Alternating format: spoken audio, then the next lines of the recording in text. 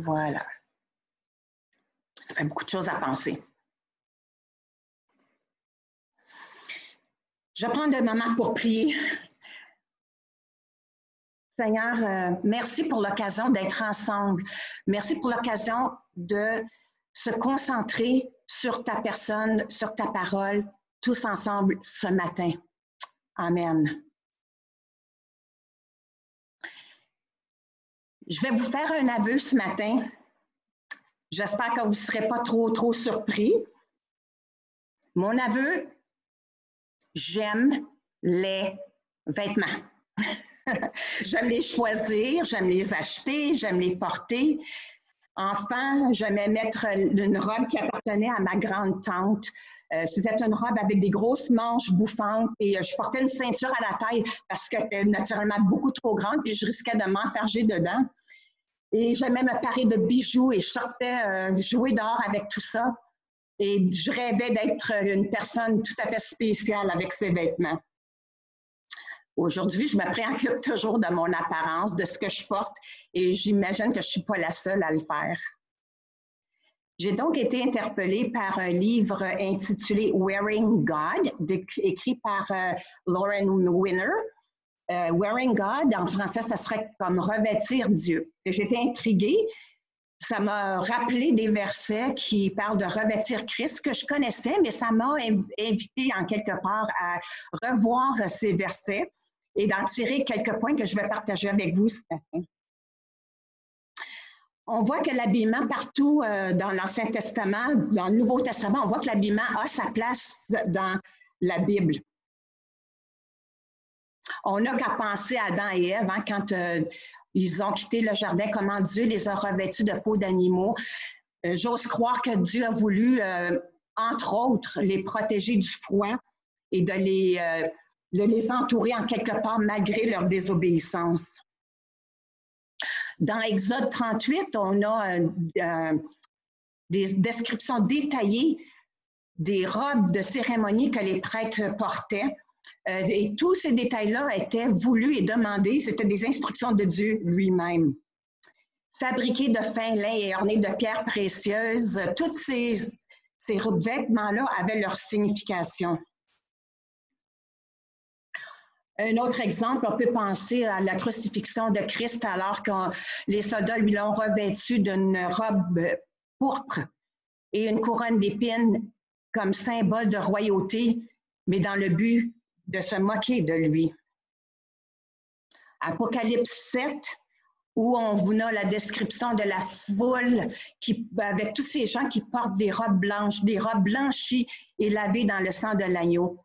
Ce sont des illustrations, des images de vêtements qui sont quand même assez percutants.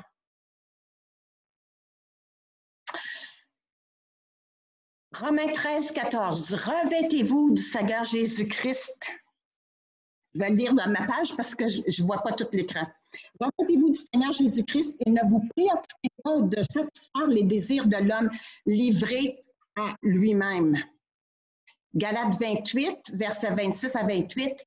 Car, par la foi en Jésus-Christ, vous êtes tous fils et filles de Dieu. Car vous tous qui avez été baptisés pour Christ, vous vous êtes revêtus de Christ. Il n'y a plus ni juif, ni non-juif. Il n'y a plus ni esclave, ni homme libre. Il n'y a ni homme, ni femme. Unis à Jésus-Christ, vous êtes tous un. Premier point que j'aimerais faire pour faire le lien en quelque part, entre revêtir Christ et toute la question d'habillement. Premier point, l'habillement influence ma perception de qui je suis, la perception de soi-même. Avec le début de confinement, il y a eu toute une question d'habillement. Et dans la Presse Plus du 27 mars, il y avait un article qui s'intitulait « Pour ou contre le mou ». Alors, pour ceux et celles qui ne savent pas c'est quoi le mou, là, c'est des vêtements décontractés. Comme on peut voir, le coton ouaté, c'est des vêtements décontractés. Et l'article faisait état du fait que, bon, on est tous en confinement à la maison. Il y en a qui font du télétravail, d'autres non. Mais il y en a qui choisissent d'être en pyjama à grande longueur de journée. Il y en a d'autres qui veulent se mettre en mou. Et puis d'autres qui se disent, ben non, moi, je veux garder ma routine. Et si je vais au travail, je m'habille proprement, on pourrait dire. Donc, je veux garder cet état d'esprit-là en quelque part. Dans l'article, l'auteur écrit, le vêtement mou est beaucoup associé au confort et à la détente. On est dans un sentiment de lenteur et de facilitation. Mais ça peut changer notre perception de soi. Les vêtements comme les complets ou les tailleurs sont quand même associés à des valeurs comme la productivité. Donc, et puis sûrement vous l'avez vécu vous aussi, ce qu'on porte a un impact sur comment on se sent, comment on se perçoit. J'étais enseignante à l'éducation aux adultes pendant plusieurs années. Je n'ai pas un tempérament très autoritaire, malgré ce qu'Alain pourrait dire. J'aime bien que mes élèves puissent participer, contribuer en classe, mais je me rappelle d'une fois où j'avais l'impression que là, je commençais à perdre un peu le contrôle de la classe, que les élèves prenaient trop de place et que ça commençait vraiment à nuire à l'apprentissage. J'ai donc décidé qu'il fallait que je fasse quelque chose. Et le soir, en arrivant à la maison, je me suis dit, OK, là, demain matin, quand je vais retourner, je vais leur parler. Le lendemain, je me suis préparée, puis au lieu de porter ce que j'aurais porté normalement, un chandail ou une blouse quelconque, j'ai choisi de porter un veston. C'était une façon pour moi de me sentir dans mon rôle d'enseignante, mais plus spécifiquement dans une position d'autorité et de sérieux. Romains 13, 14, donc la première partie, ça dit « Revêtez-vous du Seigneur Jésus-Christ ». Mais qu'est-ce que ça peut vouloir dire, puis comment est-ce que ça peut influencer la perception de soi? Nous savons que Jésus, par son sacrifice à la croix et par sa résurrection, nous a couvert nos fautes, nos manquements, nos péchés, notre culpabilité et notre honte. Éphésiens 1,7 nous dit en Christ, parce qu'il s'est offert en sacrifice, nous avons obtenu la délivrance, le pardon de nos fautes.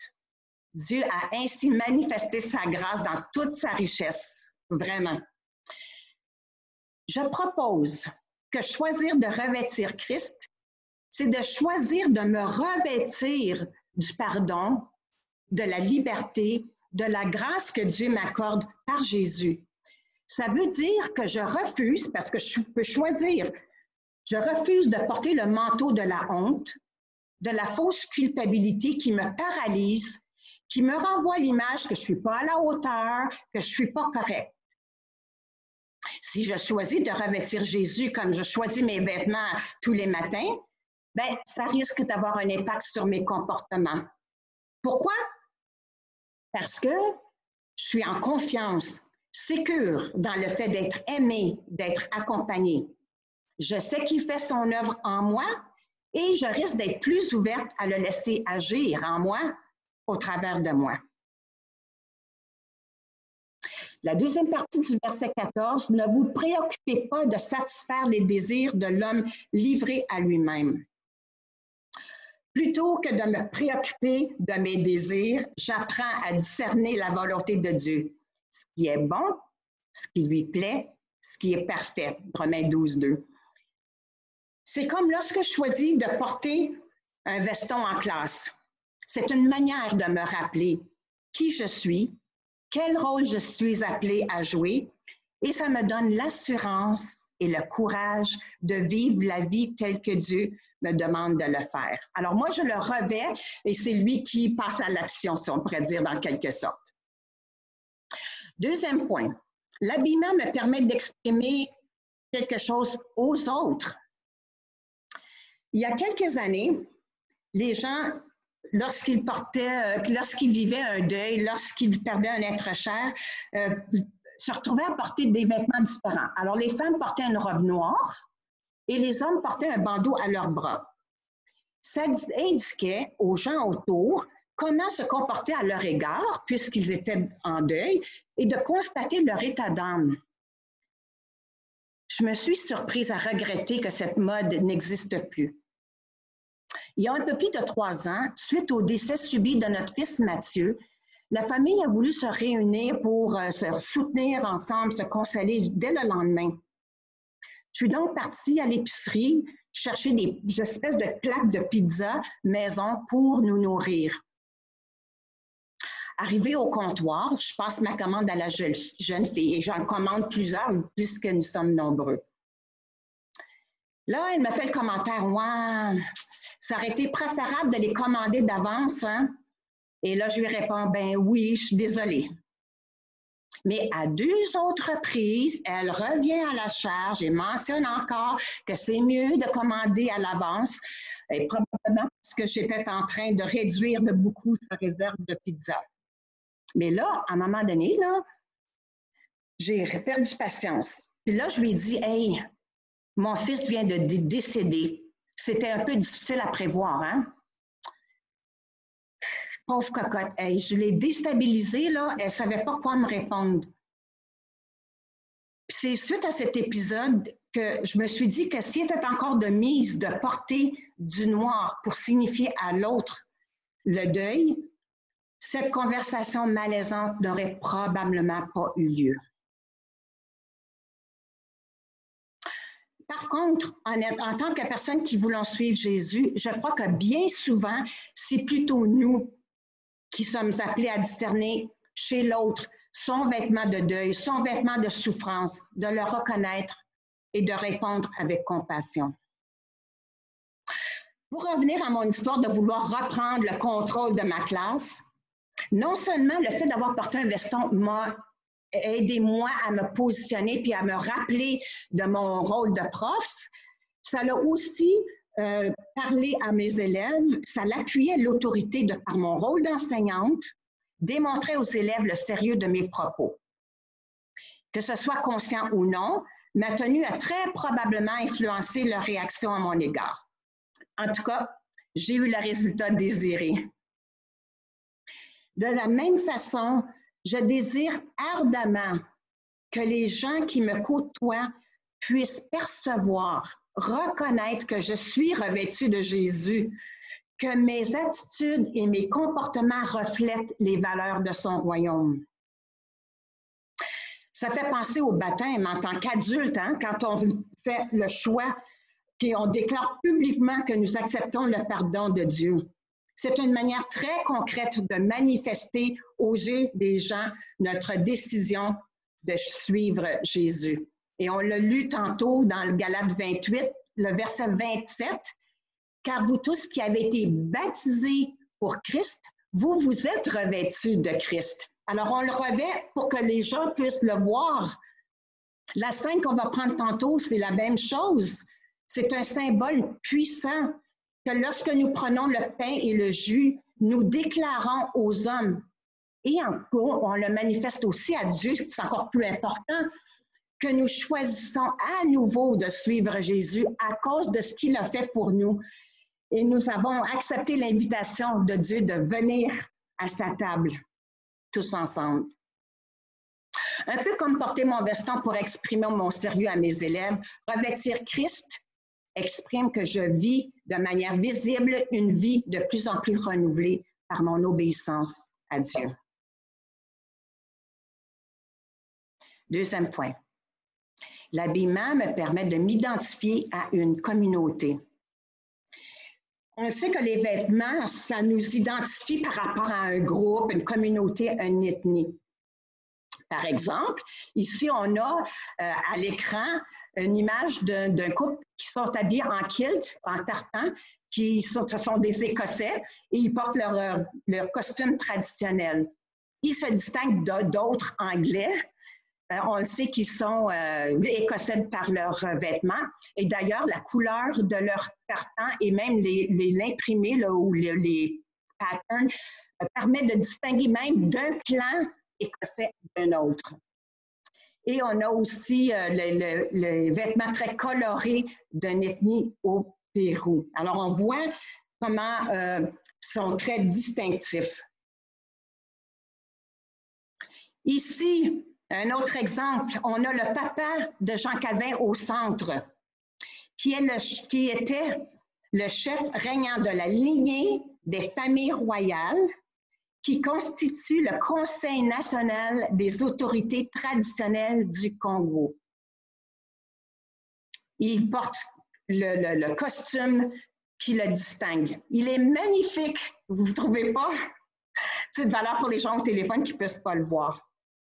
Il y a une fierté associée à ces costumes, une fierté nationale, un grand sentiment d'appartenance et comme dans le cas du papa de Jean Calvin, une représentation d'autorité. Ça permet d'être identifié et différencié d'autres ethnies. L'habillement permet aussi de s'identifier à un groupe. On n'a qu'à penser à l'uniforme scolaire. L'uniforme, elle représente l'école auquel les élèves appartiennent. Mais un autre objectif, on se dit, si tout le monde porte le même costume, alors on élimine en fait les différences sociales. Si tout le monde est habillé pareil, on ne peut pas voir vraiment, on ne peut pas juger du statut social des familles.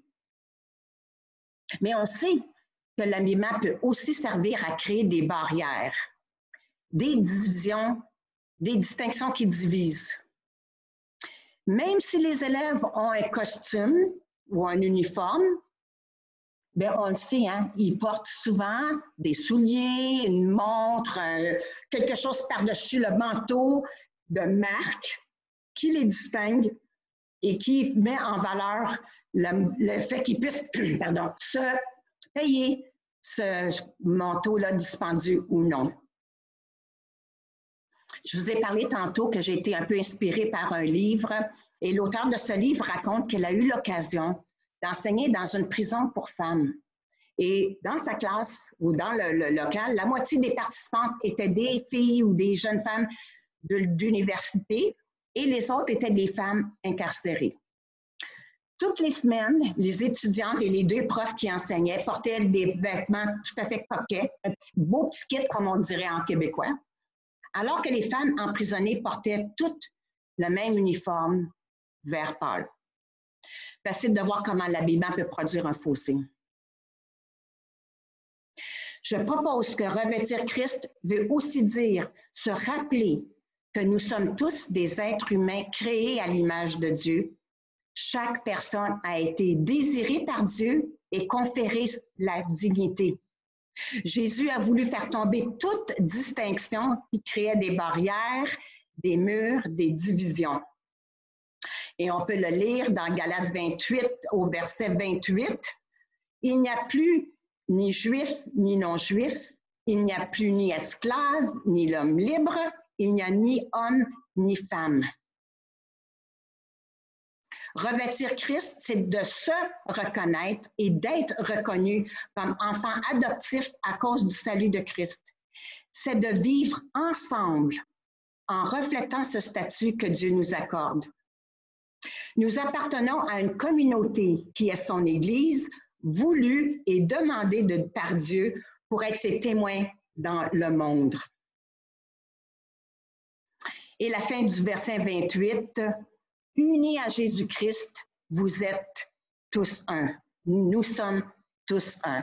Et on connaît bien le verset de Jean 13, 35 qui dit « À ceci, tous reconnaîtront que vous êtes mes disciples, à l'amour que vous aurez les uns pour les autres. » Nous sommes appelés à nous revêtir d'amour, de solidarité, d'unité, non seulement dans nos assemblées respectives, mais aussi entre elles, les unes avec les autres, comme nous le faisons, par exemple, ce matin, avec un si grand plaisir.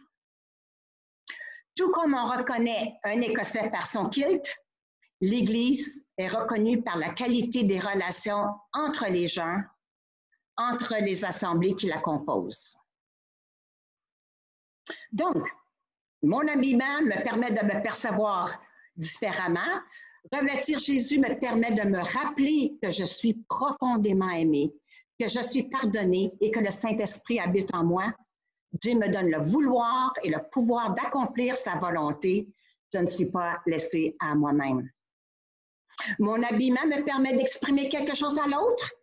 Revêtir Christ, c'est de me laisser transformer à son image de sorte que les autres puissent voir qu'il y a de l'espoir et que Dieu est vivant. Amen. Mon habillement m'identifie à une communauté. Revêtir Christ me rappelle que j'appartiens à l'Église. Cette communauté est appelée à se couvrir d'amour les uns pour les autres afin d'être des témoins fidèles de Dieu.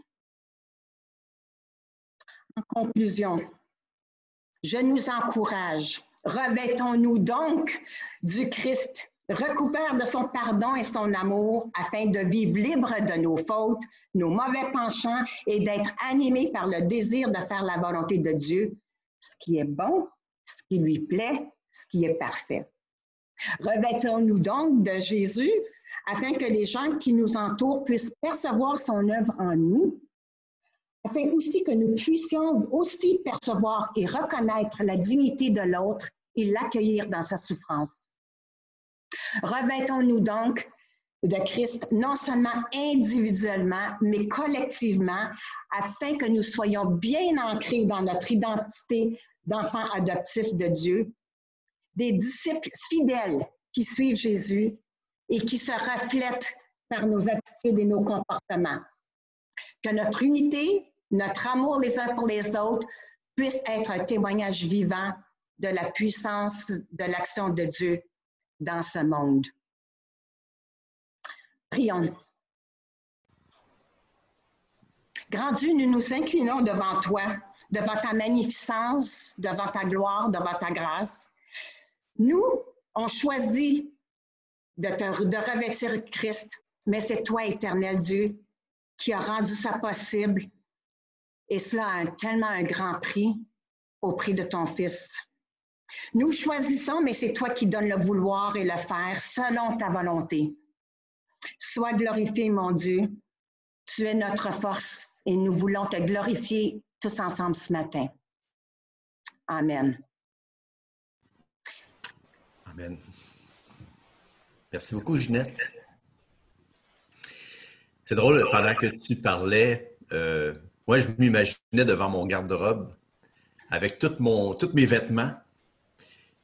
Puis là, je me disais, OK, qu'est-ce que je vais porter